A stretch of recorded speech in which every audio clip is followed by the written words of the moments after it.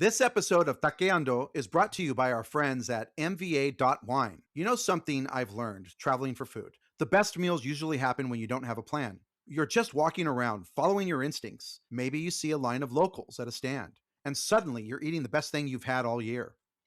Wine works the same way. The other day, Luca, Robert, and I had a chance to taste a few bottles from the folks at MVA.wine, and it had that same feeling. The kind of wines you usually only find because someone puts you onto them. Their process is kind of wild.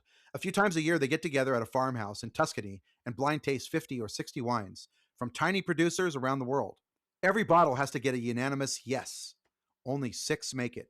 Most of these producers barely export, so these are wines you almost never see on shelves here in LA. They keep the whole thing small too, around 600 members.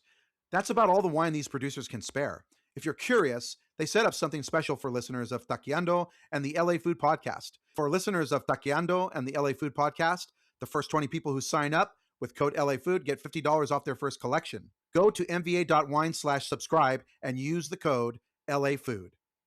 That's mva.wine/subscribe and use code LA Food.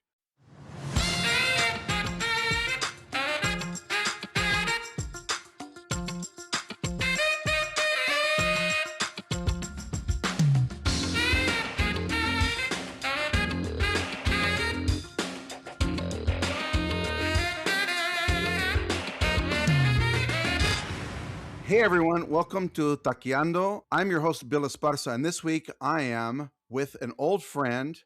You all know him.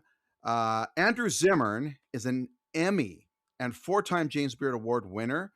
He's a chef, television host, producer, a true Renaissance man, cultural storyteller whose work has reshaped how audiences understand global food traditions. And we all know him from Bizarre Foods. That's where I met him. The Zimmern List, What's Eating America, Wild Game Kitchen, and many more shows created by his production company, Intuitive Content. He's advocated for food access, sustainability, and culinary diplomacy. He is the co-creator and executive producer of Hope in the Water, a wonderful film, an informative film that I was able to see here in Los Angeles when it was screened, and the author of Blue Food Cookbook, which explores eating more seafood as a path towards a more resilient food system.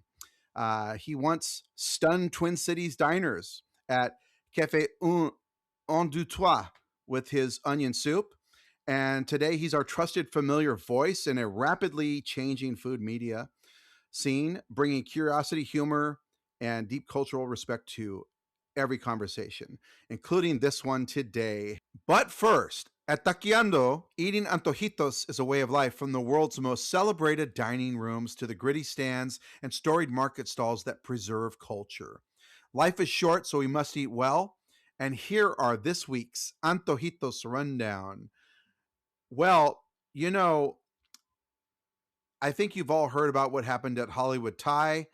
There's this shitty influencer who's not even a real influencer. He's a scam artist. Christian Garcia. So he went to this restaurant, Hollywood Thai. He charged them $500 from his original quote of $575. And this restaurant's struggling, like so many are struggling right now with ICE raids, the elevated gas prices that are affecting people's mobility and income and, budget. So they reached out really hoping for something nice to happen for them. This guy shows up, does his video, and just ghosts them for 3 months. And they had been messaging him, and he never did the real. Another influencer did a story on it because, Hollywood Thai posted, but they would not name Christian Garcia. And so this guy did a little sleuthing, and he did a full-on report on what happened. And then he followed up with the fact that Christian Garcia has been written about in The Sun about being the Anna Delvey of Los Angeles and scamming people over media appearances. Like, he can give you access to celebrities and celebrity events. And so he was ripping people off, and then now he's like in trouble with the FBI or something. So he's now reaching out to restaurants in a desperate attempt to, I guess, scam a few more people before he goes to jail. Hopefully, he does go to jail. But a lot of us watched this happen and saw what was going on, and what Hollywood Ty was also, getting dragged by a few of his friends that were trying to pressure them into take down the post. So I popped in. Now, I live right near Thai Town. I can walk there. And I've gone to nearly every Thai Town restaurant, except for I had not been to Hollywood Thai in a long time. So I stopped in, got their Pad Thai Sukhothai, which is a wonderful version of Pad Thai, and where you add your own spice level, and it's a great sauces to put on it, and their angel wings, which kind of just, I don't know, uh, were just calling my name. They're chicken wings that were stuffed with a bunch of wonderful things, Thai flavors, and came with a nice little dipping sauce. And I tell you, when I brought that home, I that pad Thai Sukhothai was so big that I had it for 3 different meals. Um, so great portions. And this restaurant, they finally did get this post from Christian Garcia, but it was the worst, just the most dialed in shitty influencer video that he did because he was being pressured and people were calling him out. But if you can stop by Hollywood Thai, a great restaurant. Go to all of our Thai restaurants. And one thing I can say over the years is we don't really have bad Thai restaurants. And I know there's people out there will say that they don't like this and they don't like that, but hey, you guys, you're amateurs. This is a professional speaking, and I go to these restaurants on a regular basis, and they're all good. Maybe there are some that are great, exceptional, but in general, you're not going to get bad food in Thai Town. Okay.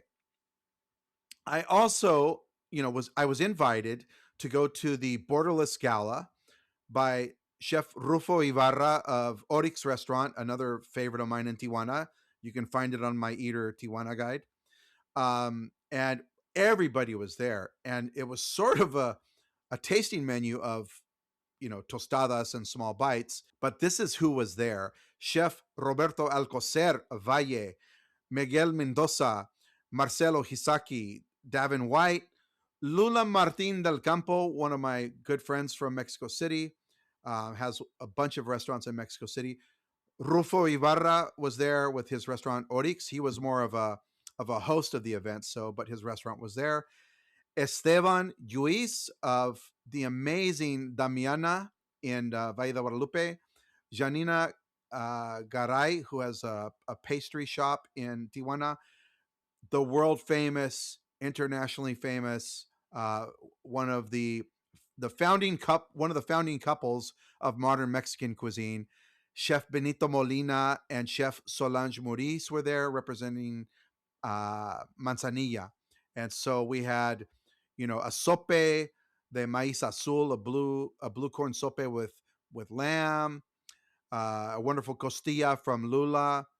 Uh, there was also a tartaleta de atún, a beautiful smoked oyster from Valle in Oceanside. Amazing dinner. And for a good cause, it was raising money for the firefighters there in Tijuana. And, a very fancy event, all the movers and shakers of Tijuana. And there were wonderful cocktails from places like Aruba Day Drink Bar in Tijuana. So it was great to be there and, see all these chefs do their thing and support a good cause. Finally, I had not been back to Gwen in a while by Chef Curtis Stone. And it's down the street from me, and I have to tell you, it's wonderful what they're doing there. The charcuterie program that they're doing in house. So we had a charcuterie platter, their aged ribeye, a special of the day were some English peas. The lamb ribs and pomegranate molasses are a must on the appetizer list.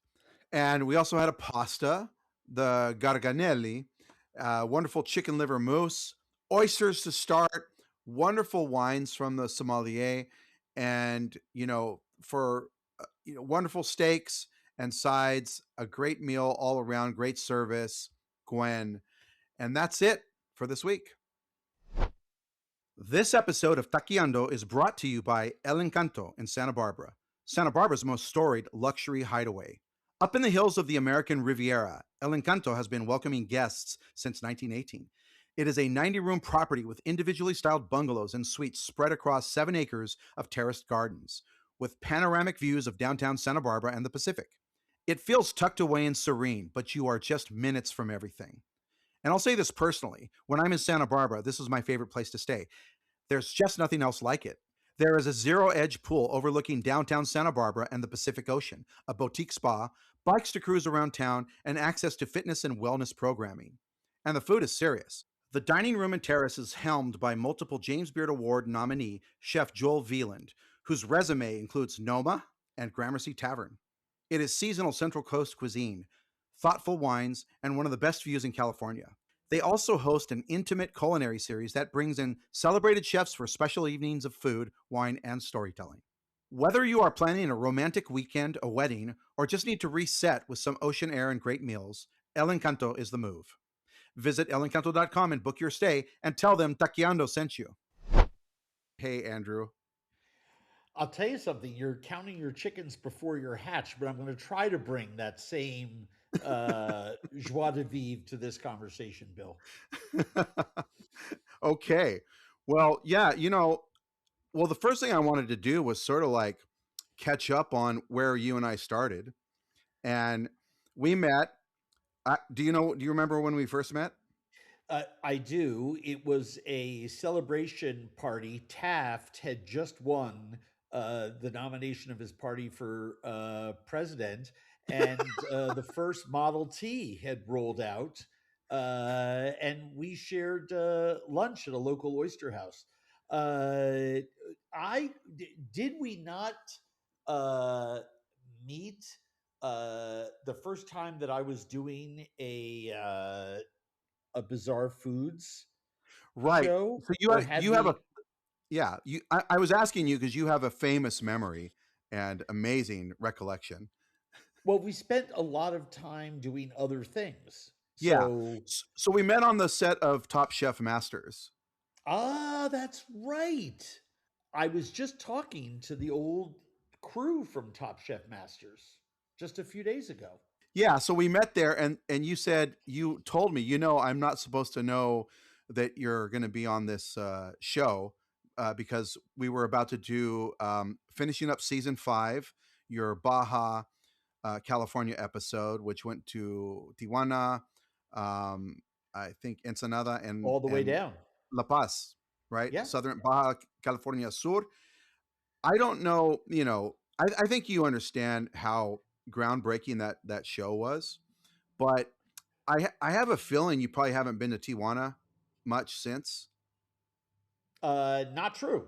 I've been, let's see, how many times have I been to Tijuana? Well, basically, what you're saying is, how many times have you been to Tijuana without me? Yeah, that's what I want to get to know. Let's find Uh, that shit out. three other times. Right. Three other times. I shot a pilot for a show called Border Check there after that. Um, I went there um, the year before COVID um, with some friends. We went LA, hopped to San Diego, and then went and, you know, drove down to Ensenada to eat uh, at a marisqueria there, and so that's at least two times. And I generally think that I forget 30% of the shit that I do. So Right. I'm going to say there was another time. Okay.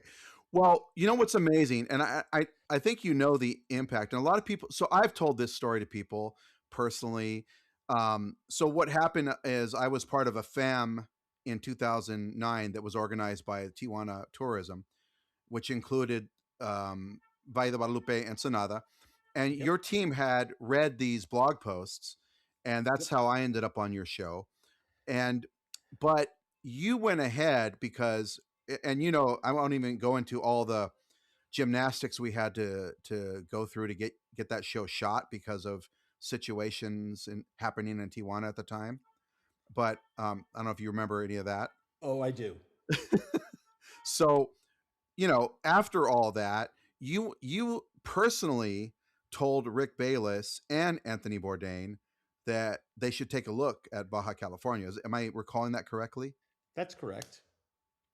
And You know, before, go but ahead. people who do what I do talk to other people who do what I do that way all the time because we all think we're Yeah, going to smarter, better, cooler places, you know. right. Um, and So it's Tony more and like I, dunking on Bayless, right? well, always, but Tony and I had a wonderful running shtick of, you know, who's going to get to North Korea first, you know, who's going to, you know, get to Cuba first, who's going to, and it was really funny. So we were always joking about those kinds of things. And sometimes the network would try to impose its will on two people that refuse to have anyone tell us what to do. And those were always really hysterical moments when uh, China was hosting the Olympics. Uh, I think by that point, by the time the Olympics happened, I think Tony had moved to CNN. But Right, when the network was planning the season that would roll out at that same time, they wanted Travel Channel wanted all their talent to shoot as many shows the year before the Olympics in China as we could so that we could have our own kind of China week, right? right, Culturally. And I just remember, you know, I was like, yeah, sure, you know, I'll go back to China. I love China. As the same way that you feel about Central and South America, I feel about China. And you know, it is my happy place. I just assume travel there, eat there, hang out there. I love all things Chinese. And so I was like, yeah, okay, great. And I got a phone call like 15 minutes after I had told them, sure, love it. I'll do 3 more episodes in China. And I got a call from Tony, and he was just like, and I realized at that moment that the network was just having calls with its, right, uh, you know, more well-known talent, and one after the other delivering the same news. And you know, Tony very famously was like, "Don't tell me where to go. I'm, you know, blah blah blah blah blah." Um, and I don't think he went to China that year, or he said yes and planned to, but by that point was at had already departed for CNN to do right, right, Parts Unknown. right.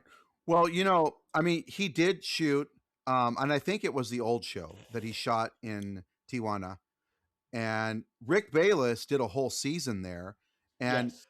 I don't know if now I'm trying to find this information. I don't want to just spread gossip, but my understanding that Rick Bayless had either said in an interview or something that basically Baja California was a wasteland. All he ever did was go down to the Rosarito Beach Hotel, and he go to this French restaurant down there, and he wouldn't really explore. But after he shot a whole season, and what Well, happened is, here's the yeah, go ahead. I mean, well, I'll interrupt you. Here's how I see this whole thing. yeah, Okay, all of us are capable of doing and saying really stupid shit, yeah, but there's no way on God's green earth that Rick Bayless, who has spent gazillions of years traversing the country of Mexico across mountain ranges and rivers, you know, from the Sea of Cortez to the little village of Tulum and everywhere in between.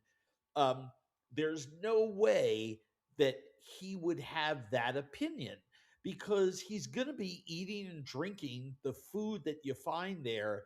And it's not like, you yeah, know, the what do you call it, a wicked long peninsula, a giant yeah. finger of It's wicked long. land that, you know, heads down. I mean, it's um there's no way you can eat and drink there and not come away wildly impressed. You just can't.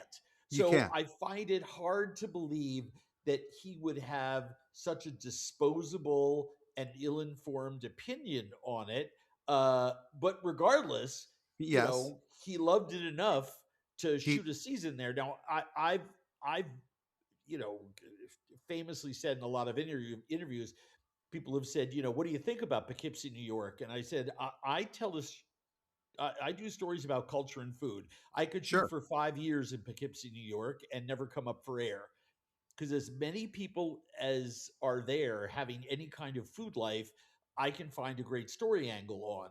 Exaggerating a little bit to make a point, Sure. but you know that area of the world that you and I both love so much. I mean, I could spend an hour talking about a chocolate clam. I mean, you know, mic drop. Yeah. It's kind of one of the, I would say, top 5 shellfish you can enjoy in the world. Just the whole experience of being able to stand on the street in Ensenada at a small cart with 5 guys clustered around it working, simultaneously able to shuck and clean that much shellfish, load them into cups, both large and small, fully dress them and take money at the same time, and have it all be so insanely excellent. I mean, I'm talking about Le, Le Bernardin quality flawlessness when it comes to the food and the ingredient quality. And you can then take your little spoon and step out into the street and look north to about 200 yards to where the giant cruise lines are. And as I said in border check, that's where America ends, which is still, 100 miles into Mexico, right? Yeah. And you look to your left, south, and that's kind of where Mexico begins. It actually begins if you look down at your feet, because you're sitting there having what I think is, I don't like the word authentic. I think you're having an honest experience standing there at that cart with all those people, and you look to your right and there's people in Birkenstocks, black socks, ugly shorts, and a Yeah. t-shirt they bought at Senor Frogs that says 1 tequila, 2 tequila, 3 tequila floor. And they never come towards where I'm standing at the cart eating my cup of awesome. They're trying to figure out where they can go get a hamburguesa. Yeah, they're too busy having their heads shaken by a bartender, with a tequila That's shot. exactly right. So it's but yeah, I find it's a wonderful part of the world, and it's like so. I mean, Mexico is a massively large country, and you can name check any 5 states there, and they're all very, very different, even ones that are Yes. happen to be located right next to each other. And I just think it's insanely diverse and endlessly interesting, and it's why I go to Mexico at least every year, and have never stopped doing that. And I think from a cuisine standpoint, there's 2 great culinary traditions on planet Earth. One is Chinese, the other one is Mexican. I agree. I agree. Those are top 2. Well, Uh, I mean, I'll debate anybody about it. yeah. They're the widest, they are the deepest, the most techniques, the most ingredients, the most variations on a theme, Most and specialists. the most special. I mean, you just keep going on and on and on. There is there are those two, and then there's everything else that kind of comes after it. Yeah, and it's hard to argue with somebody who's visited so many countries too. So people should just, don't even enter. Don't even enter. Accept. Well, Accept. it really is interesting because I've had this discussion at dinner tables for most of my adult life, and typically with people who have no idea what they're fucking talking about, and they've just had a few sips too many of whatever it is that they're drinking. They want to engage me in this debate. And what's fascinating is they always inadvertently bring up the food that they love to eat the most, Yeah, which is different than which culinary traditions and culinary cultures are the widest and deepest. Um, and they'll say, "Oh, Italian food," and I'm like, "Dude, Italian food is micro regional. It's micro simplistic, 3, 4 ingredients on a plate. That's why we love Italian food. yeah, It's micro regional, and they have the essence of simple. They've mastered simplicity. The only country that has mastered simplicity more than the Italians are the Japanese, right? And the the seasonality and the ability to cling to their tradition sets them apart from a lot of other sure. countries, but their food is neither wide nor deep. It's Agree. amazing, it's Uh, delicious. I love Italian food, right. but that is a whole different ball game. This is really, a whole other discussion, right? It's really another whole other discussion. The idea that you can let go of what you love and recognize the greatness of a place like China or Mexico. So the one thing I wanted to, kind of bring full circle here is that, you know, so the thing about the Bayless thing is that he's a big mole, Oaxaca, southern Mexico thing, and Baja didn't have that for him, so he was a little less interested. But what happened is obviously his show shooting a season there was incredible. Bourdain, New York Times, all the New York press, and Bourdain and you and Rick brought Mexico City. They had been ignoring it too, so it wasn't just Well, the world had. I was on a Zoom the other day with a group that I work with that does travel, and we were talking about places that yeah, they would like me to go, and I said I'd love to take a group to Mexico, and they looked at me and basically with their eyes said, "You're an old white Jewish man. What do you know about Mexico?" And of course, I had to, you know, give them my speech about Mexico and where I would want to take people, yeah, and they were so blown away. But the Ensenada was going to be the final stop before heading back to the United States because yeah, the idea of taking a group there. I love traveling with groups and teaching because the and I want to go with people who are doubters, to a certain extent, right? I want to take them to the places that I love and show them sure, that these are the best places to be in that place. And that's how I feel about um I mean, I have an incredible love for Tijuana. I have an incredible love for Ensenada, the Valle de Guadalupe, all those places that we went. I've been down more than a few times all the way to the bottom of the peninsula, just as a as a tourist.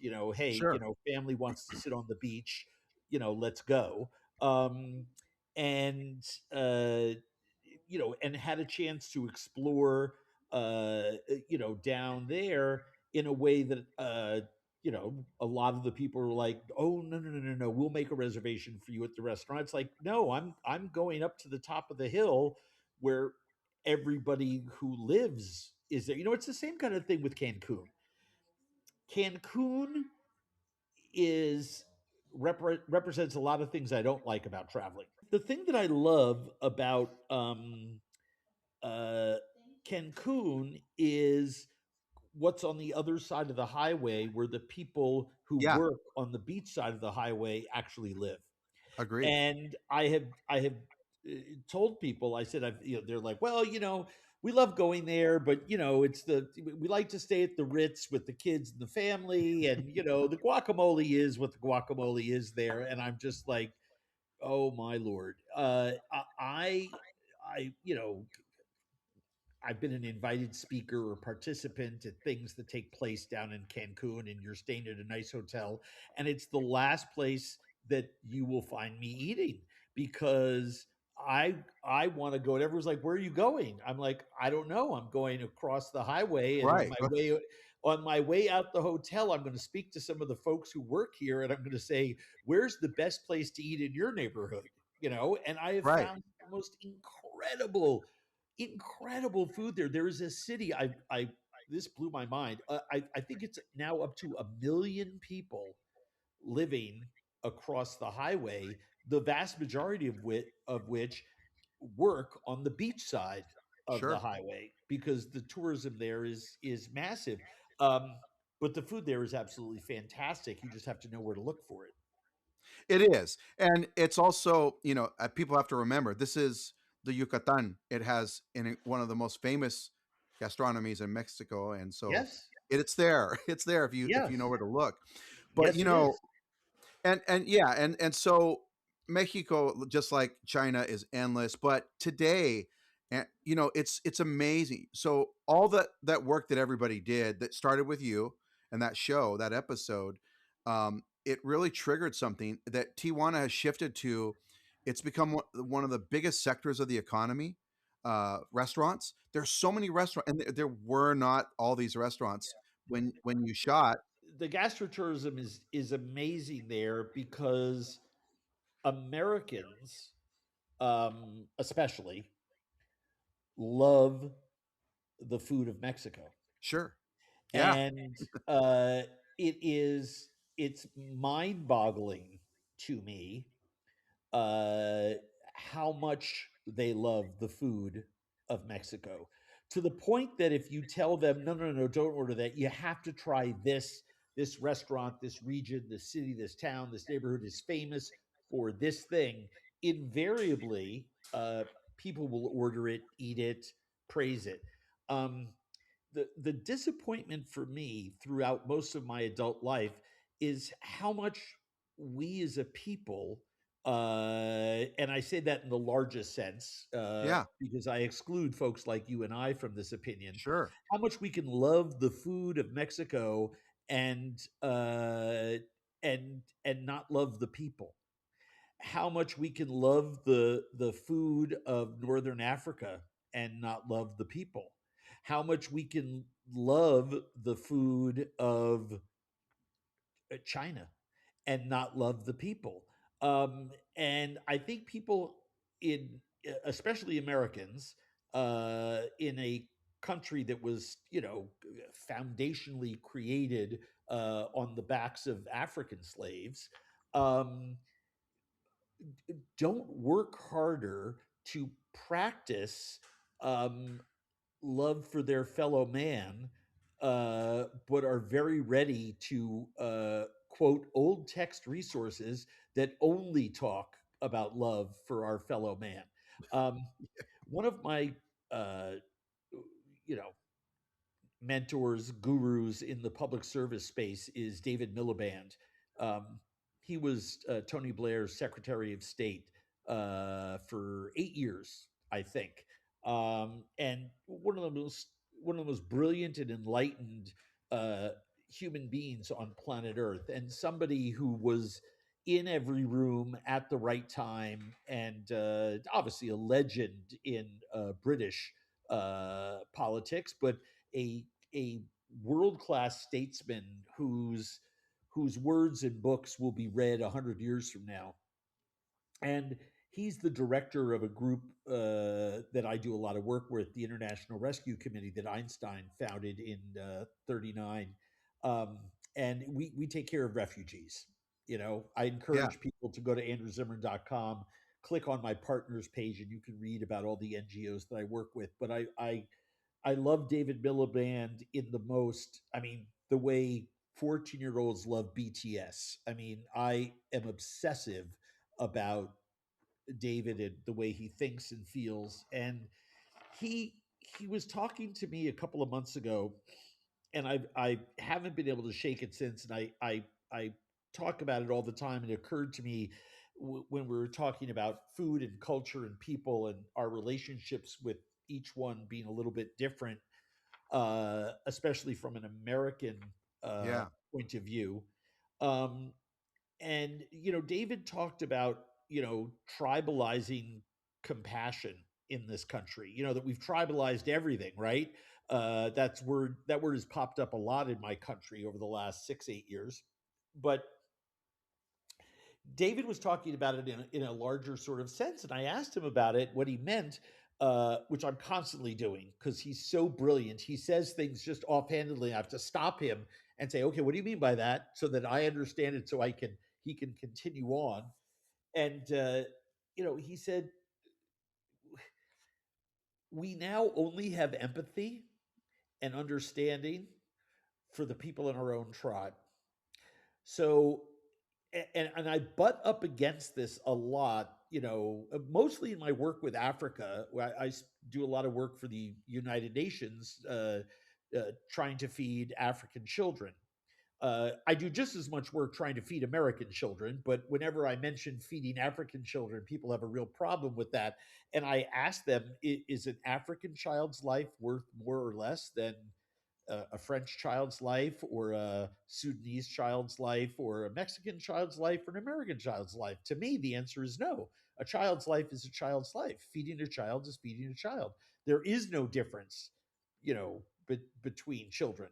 Um, and it's amazing how sticky that is for some people. And I understand where these inclinations come from, but I do find them repugnant.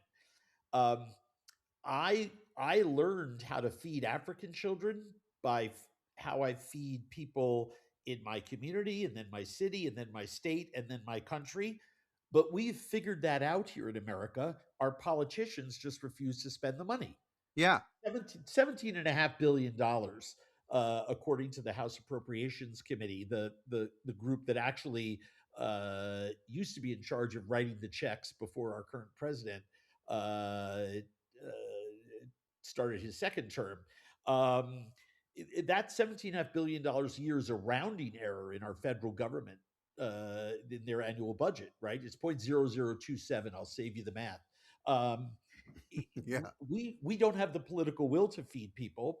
And I spend a lot of time trying to feed people in Africa, because that's where the UN has my pilot programs in schools there. So I get a chance to actually do the work that hopefully at some point will expand to schools all over the world. Be a great um, uh, a, a, a great achievement if we can do that. Um, I I I find it really hard to understand why in 2026, at a time when our world has so much and so much to offer, that we can't um, take care of all human beings and not just our own tribe, Yeah. which is endlessly fascinating to me. I did read, you would be your listeners would be interested in this, perhaps. Um, the As we're recording this, we're just a few days past when Artemis 2 or whatever Yes. splashed down in the waters off the coast of San Diego. And um, every time there's another mission to space and uh, it returns, invariably the subject comes up of some of the many syndromes that affect our space travelers, especially those that have been on the International Space Station. But one of the astronauts in on the Artemis project brought it up on one of the interviews on a one of the cable newsers. Um, Astronauts look at this tiny little dot Sure. that's blue and green from wherever they are furthest out. And the longer you apparently they spend in space, the more convinced they become of the pure globalist perspective that we have to take care of each other and Mother Nature first and foremost, and everything else comes after that, as opposed to the dollars or our tribes or all the other things that get in the way of that.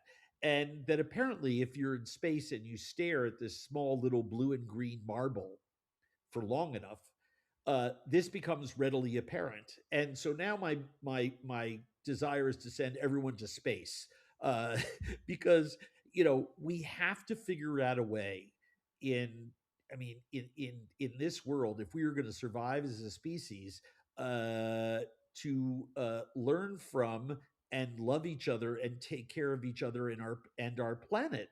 Um, and the sooner the better. I hoped at a more naive early time in my life we could do that through food.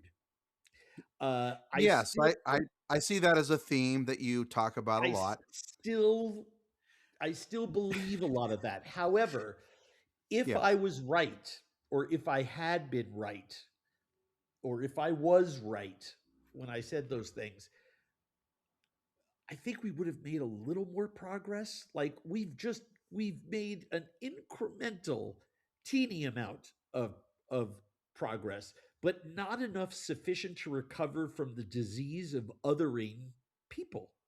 And it boggles my mind. And I know it's tough, speaking globalist to globalist, Yeah. because we're just going to co-sign each other's crap. But I happen to think we're right, and I know you believe the same things that I do because we've talked about this. Yeah. Well, it's funny because you're you're actually venturing into one of my a couple of my questions for you today. And one is that, I did see you comment on social media because obviously anybody who has a huge platform right now is being like, why aren't you doing something? Why aren't you saying something? And there's just like, we're in a presidency for the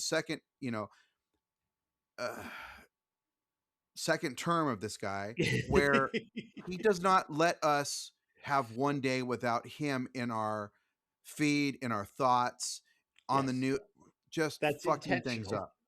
And That's it's intentional. intentional. And so like this constant, pressure that like you can't even have a day where, I want to do something besides this today. I had a guest that was supposed to come on during when the raids were beginning, and she's from my community, and she just couldn't. She's like, I'm a mother, I have children. I just can't like do this every day. She was doing it. She Yes, was showing up for events. She was using her financial power and her platform, but it's like I need a break from this every now and yes. then. Everybody does. I do. I stopped watching I stopped watching the news for the most part, but I have so much news that comes to me in my various ways. So many newsletters I sign up for, and people, real journalists who I follow in Yeah. various social medias and stuff. So I don't necessarily need to tune into the news every day, but I had to stop that because it was even overwhelming me, and I don't ever want to stop being effective. Um, but sorry, I interrupted you. You were going to make a point No, about no, something no. I said. Well, the thing is that what you said on social media is you snapped back at somebody. I was going to say snap back. It wasn't really a snap, but you said you don't realize that a lot of us are doing things behind the scenes, and you said that in a way that I understand how many organizations you're involved. If people just go to your website and they look at the philanthropy, it's all your involvement with 20 organizations, 30, I don't know how many, that you are working on these things. And so and I tell people too, it's like, you know what, I'm working with I and I don't want to like I'm not here to toot my own horn, but I'm doing these things for different communities and helping out. So maybe I don't always have a social media post to share about it, but there's real things Look, that are being done. this is part of the lack of empathy and the horrific nature of tribalization Yeah. in America, because it's like, well, if you're not saying something loud enough the way I want you to say it, Right. then you're not doing it right, right? And it's, when the ice uh war on Minnesota started, obviously I'm very involved in local politics. There's Yes. not a local politician on the DFL side that I can think of in the last 20 years that hasn't had a fundraiser here in my home. Um, I have been part of several governors' literal kitchen cabinets. I've been asked to run. I was asked to run for Congress by our DFL. Which is Democrat Farm Labor Party, which is the Democratic Party here in Minnesota has its own little fun name. Right. Uh, Mhm. and I'm as active as anybody I know, and that's aside from those uh, organizations on whose boards I sit and stuff like that. Part of what I was doing the first 2.5 weeks, and a lot of people said some really nasty things about me. And I learned a long time ago from my Yeah. spiritual gurus. One of the benefits of being 35 years sober is that I've learned to ignore what other people think of me. It's none of my business. Um, and I truly mean that. I mean, say Yeah. what you want. I'm going to live my Yeah. Of life. course. I got 30 more good years, and I'm not going to waste one damn second of them worrying about what other people think about me. My friends and the people who know me know what I stand for and what I represent. And all of a sudden, everyone started applauding because I was cooking at a soup kitchen, and the soup kitchen was like, "Look, you got a lot of followers in the state of Minnesota, and we could use some money and some more volunteers. So would you Right. put something on your social media?" And I said, "Absolutely, I will." And then everybody thought that I was virtue signaling because I was, you know, showing up at a soup kitchen one Finally, day. you I showed just up, Andrew. Yeah, Finally. exactly. And as if I just did it that once. It boggled my mind. Yeah. It's Um, it was, I had a conversation with somebody who at least had the balls to talk to me about it to my face. And I asked them rhetorically, I said, what about the moms whose children I've held as babies who are 10 years old now, and what we're doing in my office to allow those mothers to go spend time in an orange vest blowing a whistle every time ice rolls by their school? What about the one-on-one work that we're doing here in our household with our friends who are afraid to leave their home? right. I mean, I got to take care of my neighborhood and my work family and like the people in my life first and foremost, and do that as much as I'm doing the big work at a national level with the organizations that I think can move the needle Yeah. a little bit. um, I also think we have to be very prudent about where, how, when we respond, and to what. Uh, and the reason is because this is not just a political disagreement with a president whose policies some of us don't like. This is a fascist authoritarian power grab by a group that is essentially trying to permanently overthrow the the great republic that is America. They are dismantling a different piece of it every day. So while the president is, screaming on Truth Social, by the way, what do they have, like 20,000 people who are on Truth Social? I mean, he's just screaming, like I don't know talking about anyone on small Truth Social. Truth small Social. echo chambers. I mean, can't he get? He's the president. A press gaggle would record everything that he said. He could just say it to the press instead of That's like, who's what on is there. The he? press. The press are Yeah, following him because they need to know what he's it's saying. mind-boggling to me.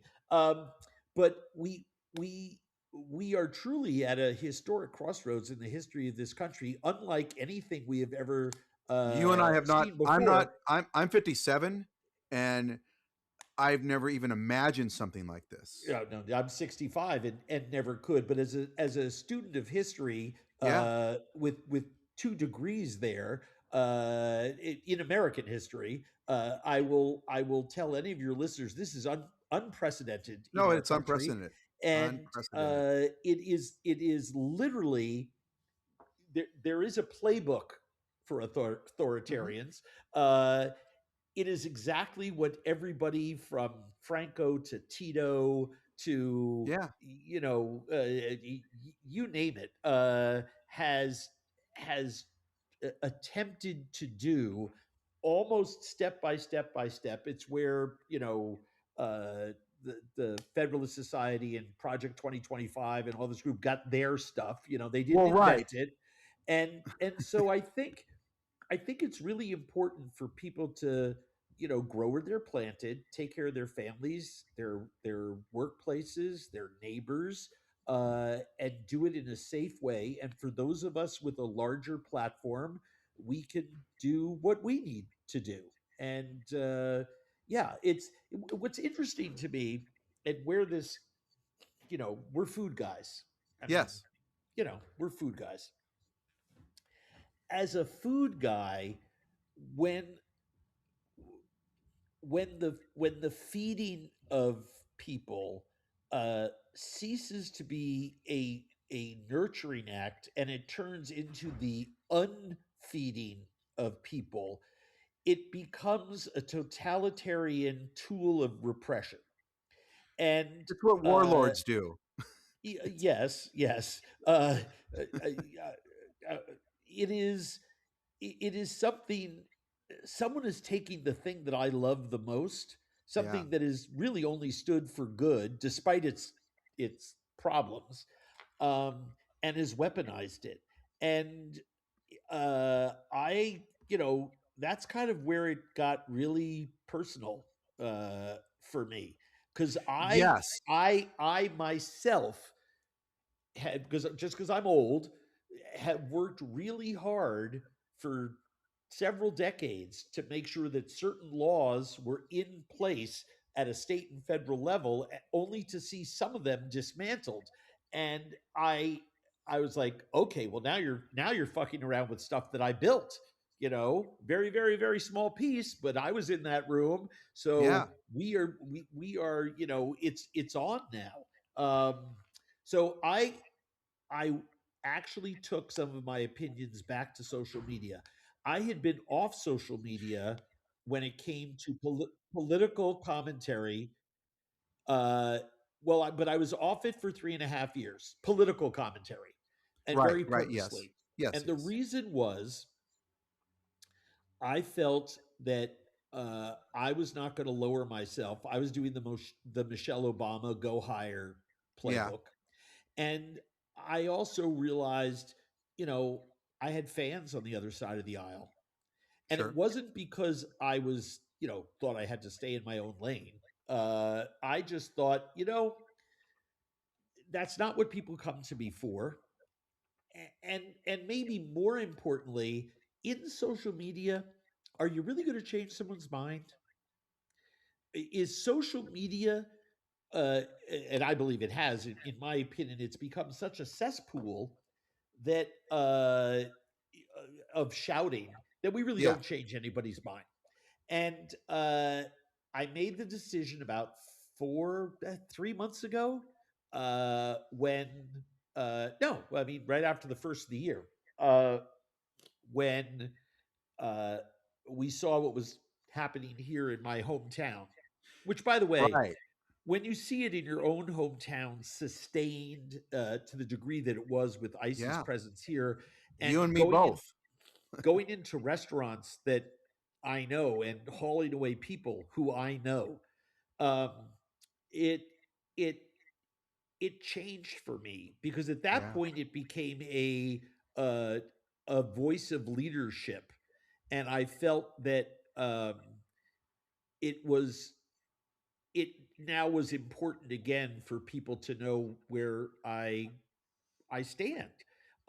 However, unlike some people who have devoted themselves 24/7 to that, for my own sanity, I've only devoted myself, Yeah.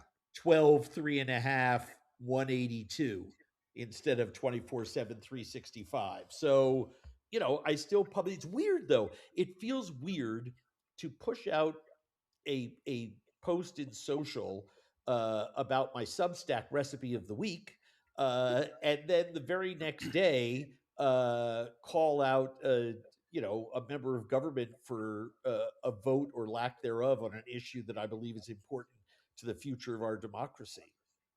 Yeah. Feels Well, weird. I think, I mean, you're definitely, you're, we're not going to change the mind of a you know, an Eastern European bot sitting in his underwear in a cave arguing with you, of course. But like there is a collective pressure that builds up on certain things that obviously, I mean, Trump took down this ridiculous post of him as Jesus Christ because there was so much backlash Yeah. from even his own community.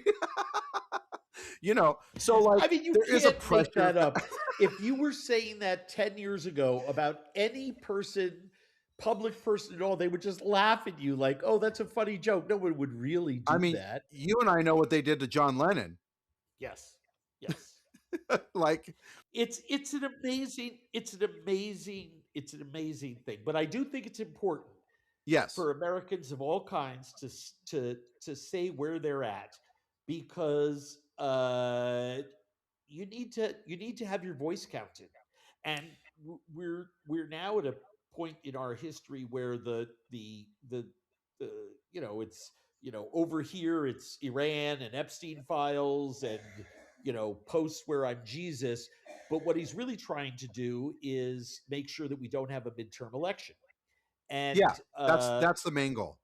that's he wants to maintain power more than any president in American history, um, and he will stop at nothing. And the only legitimate cure, because if he holds a free and fair election, the blue wave will be the biggest in American history. And so he and his cronies and toadies and other miscreants who are members of the Trump crime family It's the will wildest thing will ever. do anything they can to Yeah. prevent an election.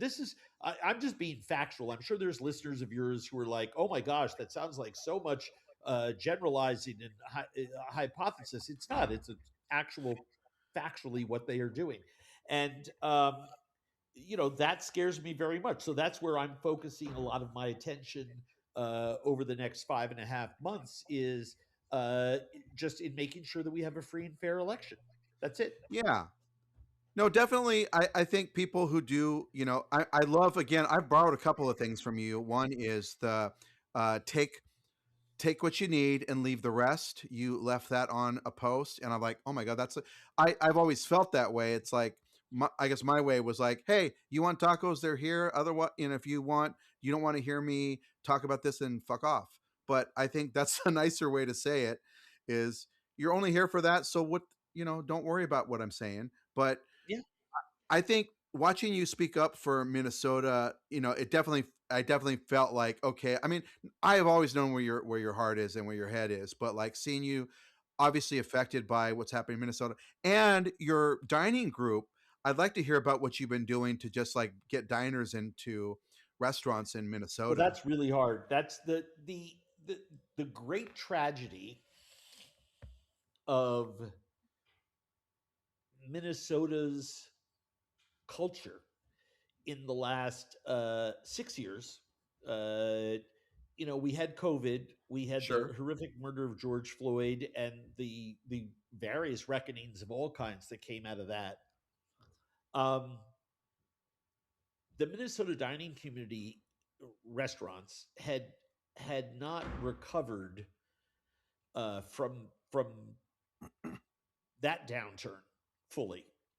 Um, our commercial real estate uh, industry had not recovered in our downtowns from that. People had retreated to their bubbles. We the For those that haven't come here, there are a lot of states that are very similar. Um, but I grew up in New York City. I didn't move to Minnesota until I was 31 years old. So the idea that there's like an outer metro, I'm like, what the hell is that? I mean, you either live in New York City or you don't live in Yeah. New York City. Um, but we have first ring, second ring, third ring suburbs, and we have a cultural idiosyncrasy that if you work in downtown Minneapolis, but you live 2 miles outside of downtown Minneapolis, that's too far to head back down there for dinner once you get home, right? You'll eat in whatever little pocket neighborhood you are. In other places, they're called bubbles. Here are the little pocket Yeah. neighborhoods, stuff like that. So what has happened is uh, during COVID, nobody went downtown. Uh, with the George Floyd murder and the reckoning thereafter, it took years for people to start to go back downtown. And then we had this issue where um, uh, everybody just wants to stay where they are and not move, you know? And there's an old parable that I'm going to get wrong, I'm sure, but people Yeah. will I think understand it. Uh, and it's a piece of advice from someone much smarter than me. Um, when you're in the basement, uh, and the shit is literally up to your chin, you can do one of two things. You either don't move or you head for the stairs. And I am a head for the stairs guy. A lot of people are in a don't move, the shit will go down the drain. Well, I don't know about that. I'm not sure the shit goes down the drain, but I do know that if I make it to the stairs, I can start walking up and I can take care of that myself. Yeah. And I think we've really been working hard here in Minnesota to get people to go to our downtown restaurants.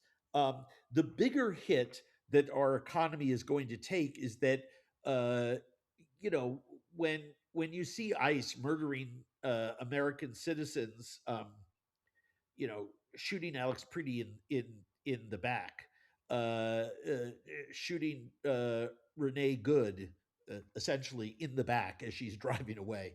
Um, you you are moved to uh, to make sure that we are taking this opportunity very seriously to co-create our future here. And I believe our downtowns are, we cannot allow them to fail. The federal Yeah. government will not help us. I mean, this whole thing was, this president, thought, oh, there's only, a handful of million of people in the whole state of Minnesota.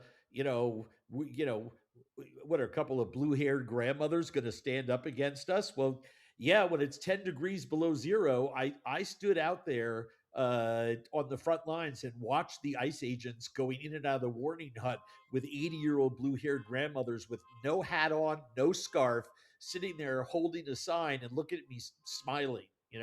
Um, it was a beautiful moment to share, but I think what it told me was uh, America, regardless of how you may have voted in the past, Americans in general know illegality and immorality when they see it. It's all rolled up in this one man, and but we have to take action at the voting booth with our wallet by going out to eat. In every city, there are certain segments of the society. People ask me all the time, basically the question you did, well, what about dining in Minnesota? And you know, obviously I have personal stories about our businesses, but the the general principle is that the independent restaurant community in America is about employs about 11 million people. It's responsible for about 6% of GDP. The only business that's larger than independent restaurants is the armed forces of the United States of America, all put together. It's literally the largest industry there is in our country. And these are American jobs. That is correct. And the the amazing thing to me is that everyone has someone in their family who's worked at one point in a restaurant. Everyone understands intrinsically that they're the lifeblood of Main Street, where however you define Main Street. These are the places we celebrate birthdays and going away parties, and we Yeah. break up with girlfriends and we get engaged to girlfriends. Uh, and and everything in between. It's where we Sure. celebrate life and where we take solace in the miseries that are a part of that same life. But but more importantly, the population that makes up restaurants is the most special and unique population in America. Restaurants, especially independent restaurants, are the number one employer in America of first time job seekers and last time job seekers and new residents to this country, both legal and illegal, all of whom pay taxes, by the way. Yeah. Of new and of returning citizens, people coming from jails and institutions, single moms, single dads. It's restaurants, and when those businesses shut down, you're putting onto the state and federal help list a group of people for whom finding a job is a lot trickier. Yeah. And that doesn't mean they're not as well educated. It doesn't mean that they're any worth any less than any other human being. It's just that if you're a single mom, restaurants offer some hours, right, where you could drop your kid off at school, go work a little bit of a lunch shift, go pick your kid up from school, go back and finish a night shift. There's variety, right, in the schedule. There is flexibility in the schedule. These businesses traditionally have been able to afford people a lot of choice when it comes to work hours, where other businesses can't. And I think it is because we certainly don't get into the restaurant business because of the benefits. Um, so Right. yeah, I just think if you really want to help Americans and you want to help our economy, there's no better way to do it than to spend money at your local restaurant. And again, I don't think it's part of the fascist playbook to destroy a sector of your economy that employs Americans, American farmers, supply meat supply, all kinds of people that are involved in that chain of supplies and labor. And Pinochet didn't do that. Well, some other despots have, Yes, because control yes, over that's the true. food system is something. I mean, they did that in Cambodia. Pol Pot was a. I mean, I can't believe I'm going to say this. A visionary despot. He realized that if you eliminate traditional Khmer cooking, you take away the roots of all of the culture that you're trying to squash. And everyone from I'll just name from the former Castro regime to Putin to Trump. Just thinking about autocrats, and Orban did it in Hungry. up until 2 days ago when he was dismissed from his job. Um, all tried to privatize segments of the food distribution system so that they could control it. Um, and I would just remind people that we are, I believe, at that place where, as a food guy, I look at everything through the lens of Yeah, food, and all you have to do is look at our country through the lens of food and look at what has been done over the last year to public and private lands, to the farming sector, to food stamps, to, I mean, every single which way. And yeah. you can see where this is all heading. So it's very important. Spending money in independent restaurants is a great thing to do. Absolutely. And I'm taking your lead, and I'm going to try to organize some groups of people who want to go help out some of these, because the restaurants are empty, and each time they get anything going, then the gas prices come up because we're invading another country. It's like they can't get a break. Hey everyone, I'm having such a good time talking to my old friend Andrew Zimmern that we're going to break this into two segments. So I hope you're enjoying the conversation, and you can catch the rest of it next week. Thank you for tuning in to the Taquiando podcast this week, and be sure to tune in next week for another episode.